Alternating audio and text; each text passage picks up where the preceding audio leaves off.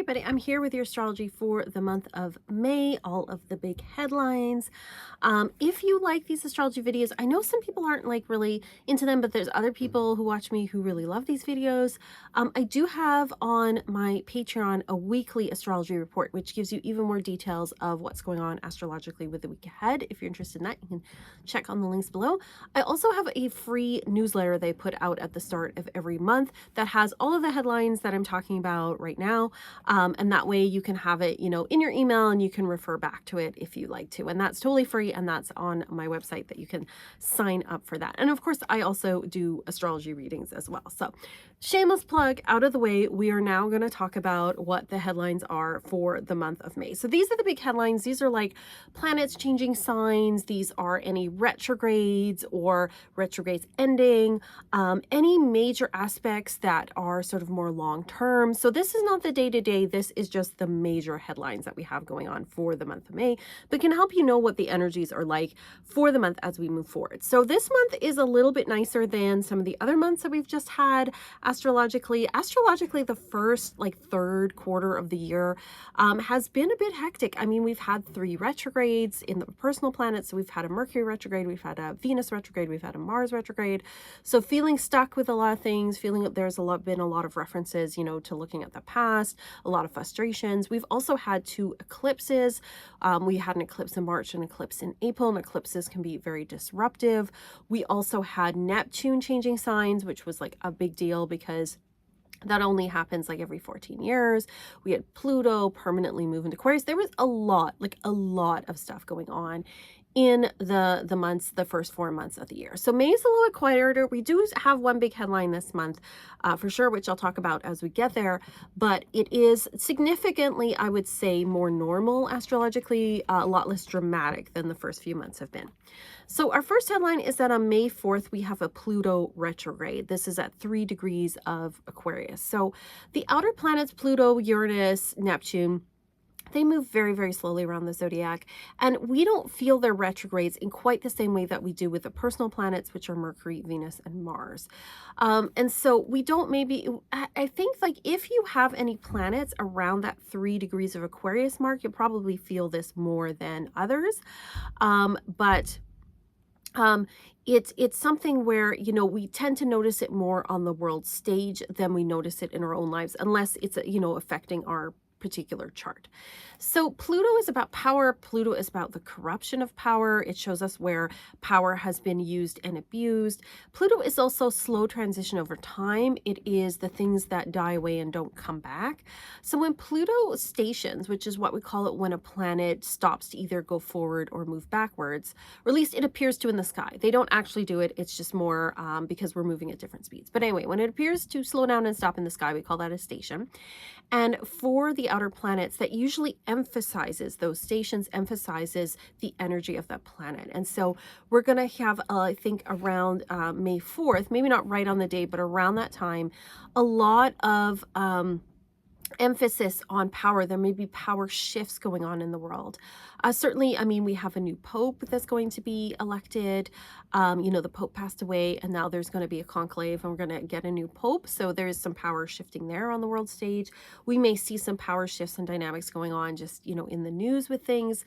So we're going to see a lot of things about power. There also may be some news about people abusing their power or power that is corrupt, things that are going on behind the scenes. So we're going to see some of that go on. Now, if you have planets around 3 degrees of Aquarius, or a lot of Aquarius placements, or any, if you have any planets to 3 degrees of anywhere in the zodiac, you may feel this a little more personally, not so much with the world events, but more just you may find out some things that have been hidden. Pluto tends to be the hidden, the subconscious. You may find some things that have been hidden may come to light around this time. The second headline we have is on May 10th, we have Mercury moving into the sign of Taurus. So Mercury is about communication and travel. It's also like the way we think, our intellect. And Mercury changes signs about every 3 weeks or so. He goes retrograde 3 times a year. He moves very quickly around the zodiac. So he's moving into the sign of Taurus. He's going to be there until May 25th. Mercury in Taurus tends to be like we kind of slow down. We're a little more cautious about what we say. I'm seeing if I have my... No, I don't. I put it somewhere else. I do have the Oracle of the Radiant Sun, which has some really nice imagery that I sometimes like to show when planets change signs, but I'll pick it up next time. It's all about it's about slowing down. It's about enjoying beauty, Taurus. It's about enjoying nature. So we tend to be a little more careful with what we're saying, a little more cautious. Sometimes that's good because sometimes we need to think about things, but sometimes we hold off saying what we should when Mercury's in Taurus, or we tend to be more stubborn about things. This is great for travel, to like to go camping or to be in nature. This is good for traveling to go and enjoy beauty or the outdoors. It's also a really good time to have like sort of more deeper, slow, more meaningful conversations. So May 10th is when Mercury goes into Taurus. May 12th, we have a full moon. We always have a new moon and full moon every month. This full moon is at 22 degrees of Scorpio. So the full moons happen when the moon and sun are in opposite signs. So we have the sun in Taurus, and so the moon in Scorpio. That's when we have our full moon this month.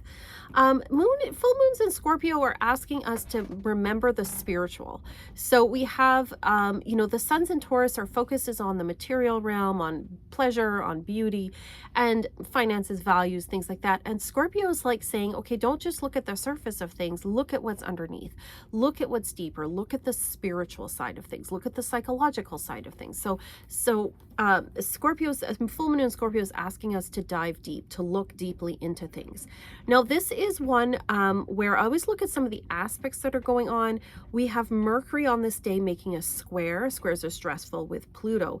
And so this is, it might be a very intense full moon where people are talking about power dynamics. People are talking about, issues around, power, issues around like, just any kind of like conflict that may come up at this time. It's time to air it out. It's time to bring it up. This may be a time when there are arguments and things, or people bringing up stuff that's hidden, stuff that people didn't want to talk about, stuff people don't want to know.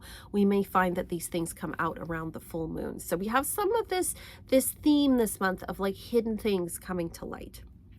On May 18th, we have an aspect that I wanted to talk about because it is slower moving planets, so it tends to last a little bit longer, and that is Jupiter making a sextile with Chiron. So Jupiter is in Gemini right now. And Jupiter is at 25 degrees of Gemini on this day, and we have Chiron at 25 degrees of Aries. So they're making a sextile, which is supportive, and so there's opportunities to do some healing during this time. Chiron is about healing, and in Aries, particularly healing issues around identity. And it's asking us to expand our mind. There may be information that comes to light that expands our knowledge, sort of like we find something else and we go, oh, that's why that happened. That's why this thing went on, or that's what that person's point of view was. It's like we have another piece of the puzzle. And that's on May 18th, but look at that whole week around there for that kind of energy. So I feel like we're going to have that Jupiter sextiling Chiron go on for about a week there, where we're really feeling like there's an expansion, we're healing. There's opportunities for us to really resolve some things, I think, on May 18th or around there. On May 20th, we have the sun move into the sign of Gemini. It goes into Gemini around this time every year. The sun, it represents our sense of self. The sun is, where we put our energy, where we put our focus. And it's going from Taurus, which is kind of like slowing down, being in nature, enjoying ourselves, to Gemini. And that is all about learning and communicating. It is about gathering ideas. It's a great time of year to go out and be social, to talk to others, also to learn, to read books, and to teach others, to share ideas and share wisdom with others. And then on May 24th is when we have, I think, our big headline for the month, which is Saturn moving into Aries. So Saturn's a slow moving planet. It takes him about 28 years or so to go all the way around the zodiac. So he spends about 2.5 years or so in each sign. So he's going to be moving from Pisces into Aries. And this is important because Saturn, is about rules. It's about structures. It's about restrictions. And he's going to be joining Neptune in Aries. And they're going to be not quite conjunct, but they're going to be close together for a while. And when Neptune and Saturn get together, that's when things that we thought were permanent sometimes dissolve.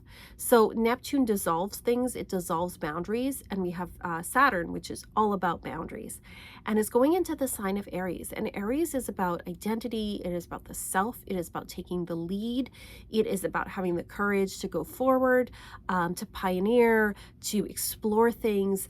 And we have Saturn going here. So Saturn is saying, there are some rules and restrictions around these things. There are some restrictions maybe that are going to happen around, people starting things, exploring things. People may feel frustrated that they can't move forward.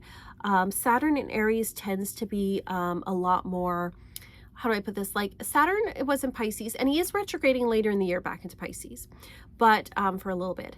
But Saturn Pisces, because Pisces is about the emotions, tends to be more about melancholy. It's more about spiritual kind of restrictions and rules and things.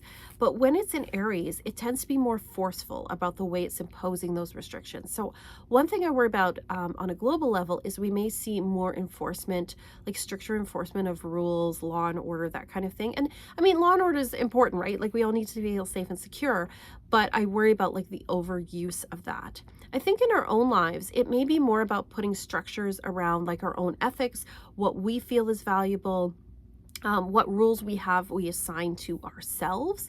And also like maybe being more disciplined. This can be a really great energy. Like it's not all bad for sure. Saturn, it can be a difficult teacher, but Saturn in Aries can also be us, being disciplined. What is it we want to start? What rules are we enacting in our lives to make? Like maybe we say, okay, I'm going to get up every morning and I'm going to, do yoga for 15 minutes. Like it could be little things like that, putting in these routines that will help us grow as individuals. So we can really use that Saturn energy wisely for that.